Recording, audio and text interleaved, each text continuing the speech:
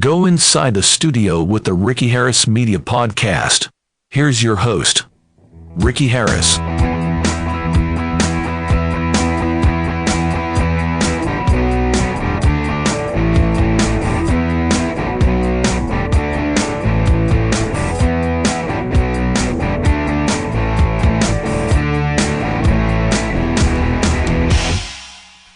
The Ricky Harris Media Podcast. I want to say one thing. It's like creepily quiet in here. Listen, I do have a noise gate. I'm going to turn the noise gate off, and I do have some allergies too. That's great. All right, I'm going to turn the noise gate down.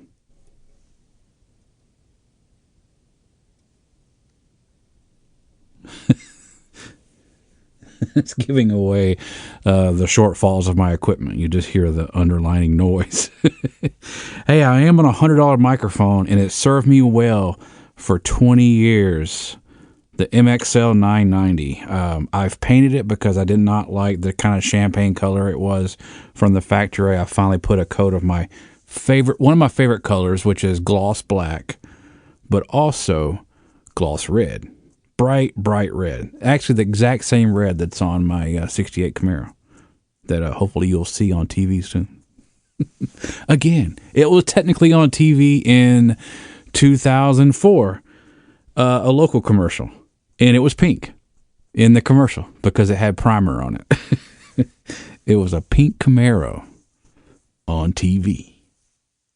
That does remind me, that was a body shop. The commercial was for a body shop, and my Camaro was in there, in primer. Oh, that reminds me of an inside joke that Ivan and I have, where he calls Ricky Harris Media. He calls it Ricky Harris Media and Body Shop.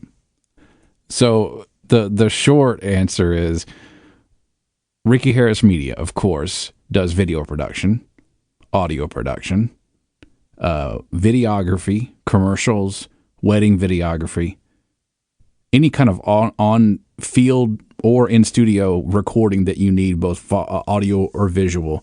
Ricky Harris Media can handle that, no problem. And he was saying you need to get into the business of having those signs that, stick onto the side of cars. And then we were just kind of going back and forth, just the scenario of the Ricky Harris Media billboards that you stick onto your car. They're magnetic signs. It has sandpaper on it. So someone, you put it on there and you get paid a few bucks to drive around, and it's a rolling billboard. Cool. And then you take it off, and then you got all these scratches.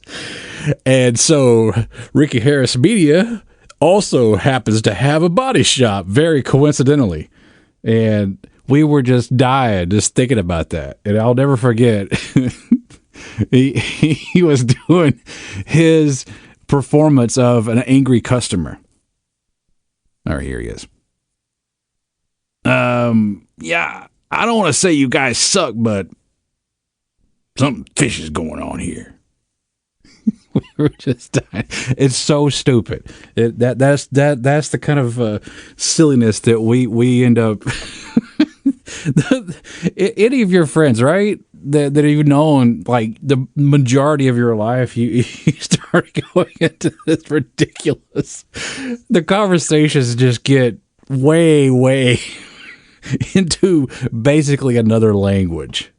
Ricky Harris Media and Body Shop. I mean, we just kept saying, I was like, that really needs to be the slogan now. On a serious note, I do want to talk about why I become so interested in this. It really started back when I was about 9 years old. And I want to say it was one of my grandparents' idea. I just got a camcorder for Christmas. Always wanted a camcorder. Always wanted to shoot stuff and, make little movies. Something that kids coming up now, it's very easy to do. But in the late 80s, that was a big deal. The camcorder all in one unit started to become popular, and I had a full-size VHS on-the-shoulder camcorder. It was not so much heavy, but it was a big camera. And my grandparents lived about 250 miles away. And that was their idea of like, hey, you need to make little movies and send it up here, And I got to thinking, wow, that's really awesome. Kind of bridge this distance. And something, again, we take for granted nowadays, but I've always been very creative. I've always loved just thinking about something and then coming up with solutions to problems. First and foremost is the engineering part of my brain, but also the artistic part of my brain too. Being creative, coming up with different ways to accomplish the same goal. Make a great looking video, make a great sounding song. Just lots of different ways to come across the same way and thinking of something that may have possibly hasn't been done before. And I was like, yeah, that would be really cool. So I really dug deep into video production. I eventually had a VCR and the camcorder and had my own little editing station. So I would play off the raw footage and edit down, of course, edit down just by record pause and then release pause and that kind of thing, just cutting everything together. And I thought, this is really neat. And then I started getting to audio. I was like, okay, I want to mix in some music. I want to mix in, post-production, narration, all of this. Okay, cool. And then I got into titling. So I had an actual titler. It was a dedicated title machine that would put titles up on the screen. So all you would do is you take your composite video from, one tape machine into the titler, and then back out into the record deck. I mean, it was all analog. Well, the titler, it was a digital device, but the vast majority of it was all analog VHS. Had a blast doing that. And I was like, wow, the possibilities are, I still have a little bit of confines with the equipment, but still, you can really create a lot with just those few items. Sound mixer, titler, and two videotape machines, VTRs or VCRs, as they call it, the consumer version. Yeah, that was a blast. I want to talk more about the stuff you can't see, right? The stuff that actually is very important in recording. Getting your acoustics right. Acoustic treatment it probably is the most important thing. I am going to show a video. I'm going to record a video soon. I'm going to put up on my YouTube channel, Ricky Harris Media, and show the insides of how I had this set up. I have some acoustic treatment on the walls, and I'm going to talk off the mic, and you can hear the room tone, especially when I talk across the mic. I'm talking 90 degrees to the element now, so I'm talking off to the right side of the mic, so you can get a little better feel of the room tone. Now I'm talking back directly into the mic. That is very important. The more I learned about this, and then the more it made sense. At first, it's a little bit confusing. A little bit confusing. It's very confusing. When I assume, okay, they just want to have as recording studios. When I was learning more about how this is done, specifically for music production, why do they most of the time have such a dead space, especially for recording vocals? And I figured they just wanted the sound just to be just as pure as possible. And that, yes, that is some of it. But what can happen, the room can actually mud up the sound, basically make it where it's just nothing but bass. Or it can have the opposite effect. It can cancel bass, and it can make it just very high. Or it can have a fluctuation, depending on if the artist is, performing like they normally would on stage. You don't want to have them just standing perfectly still. That's not natural. That's not what they're used to. So if their voice is going to this wall, their voice is going to this wall, their voice is going up, their voice is going down, you don't want that sound to really change at all, because it will be distracting in the recording. When you listen to music, it's an intimate thing. And I know a lot of this is subjective, but you want it to be I feel that you want it to be a very intimate. It's like you're having a personal concert right there in front of you. So you don't want the tone of their voice to change like that unless it fits with the music, right? So by having a very, very dead space or an anechoic chamber or close to it, that eliminates one variable. So that way you have a clean slate to work with. That makes post-production a lot more straightforward and a lot less annoying.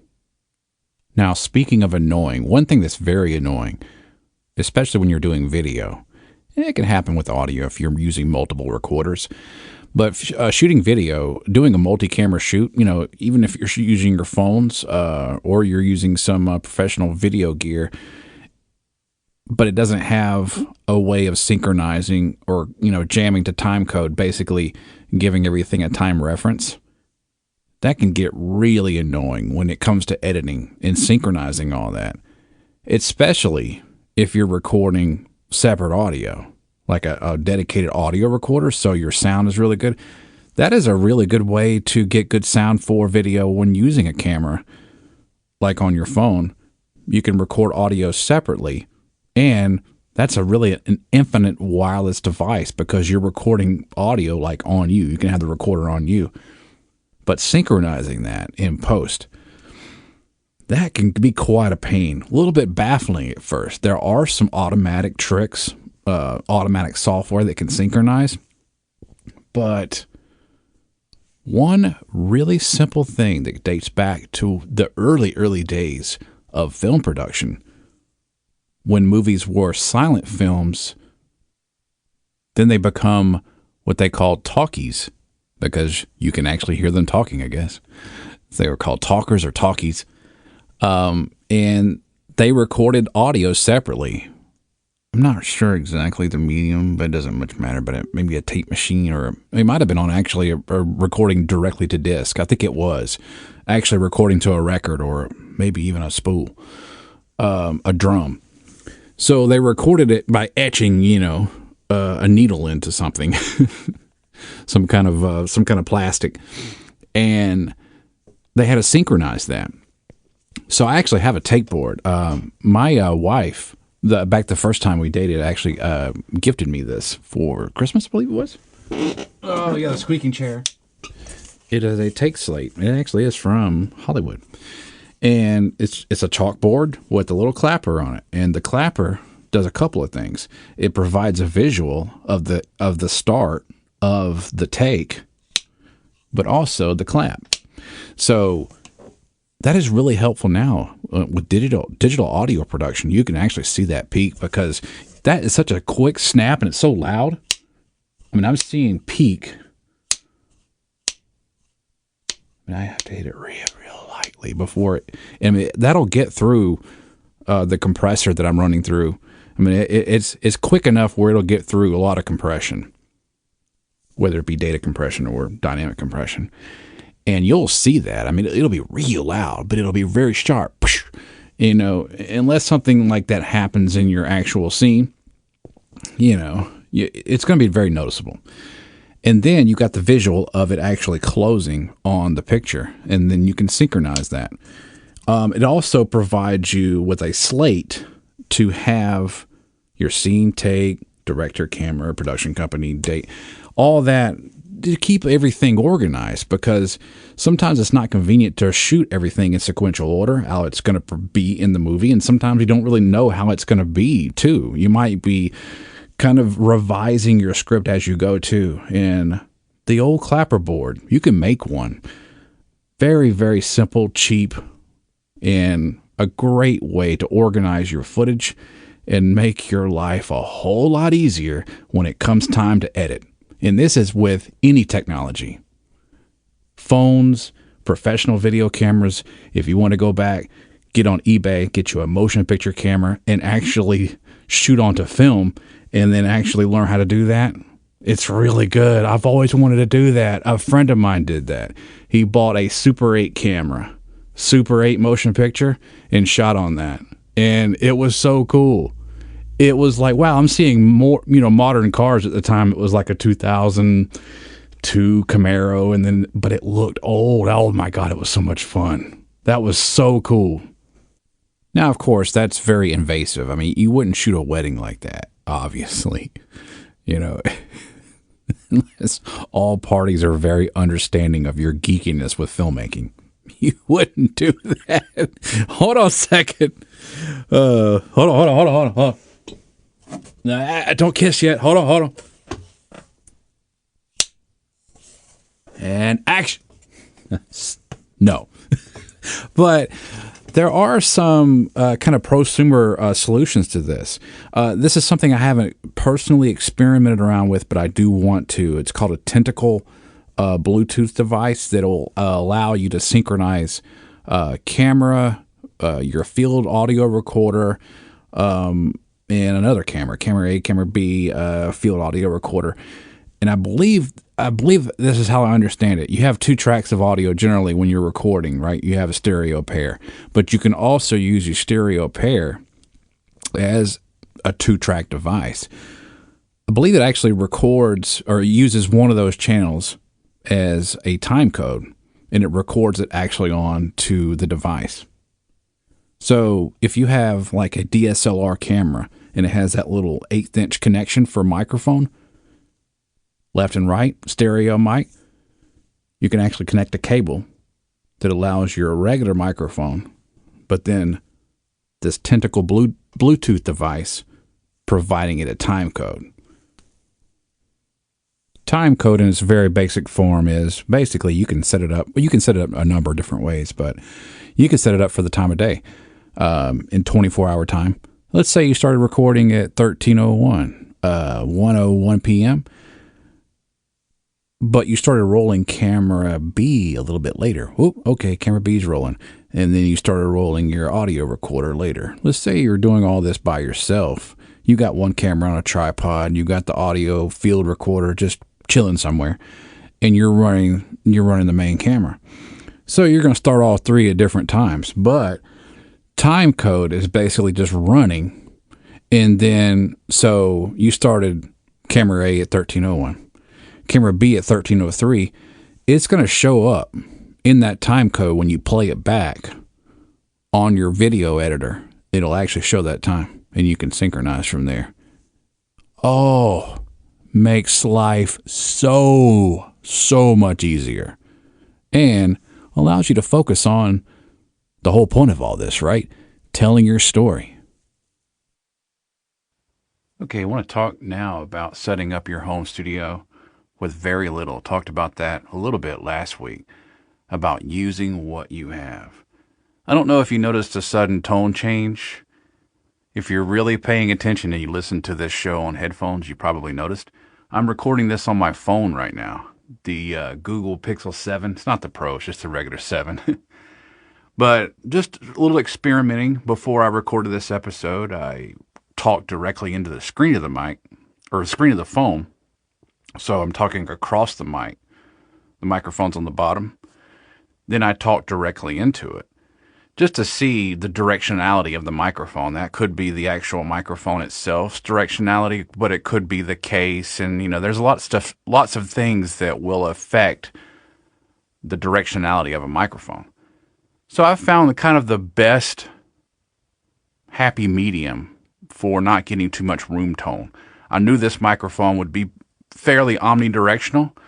It makes sense because when they're designing phones, they try to take care of every scenario, and it's not going to perform the best in every scenario, but it'll perform good enough. But in this situation, I found by pointing the microphone directly at my mouth, but using the same exact placement, I'm using the exact same rig as I normally record the show on my MXL 990 microphone. Well, that's going to do it for this week's edition of the Ricky Harris Media Podcast. I believe this is episode 6. Yes, episode 6. Thanks, everybody, for listening. And if anyone's interested in doing any of this, or want to share your experiences on set, or your experiences recording anything, social media videos you share your friends, your experiences and little tips and tricks, make sure to follow me or just reply to me on Twitter, Ricky Radio, RICKY Radio, or now it's called X. It's not confusing at all. Ricky Radio. And I will put it on the show. Love to hear from you. And this show is sponsored by Ricky Harris Media and Body Shop. Thanks everybody for listening. See you guys and gals next week. Later. Bye.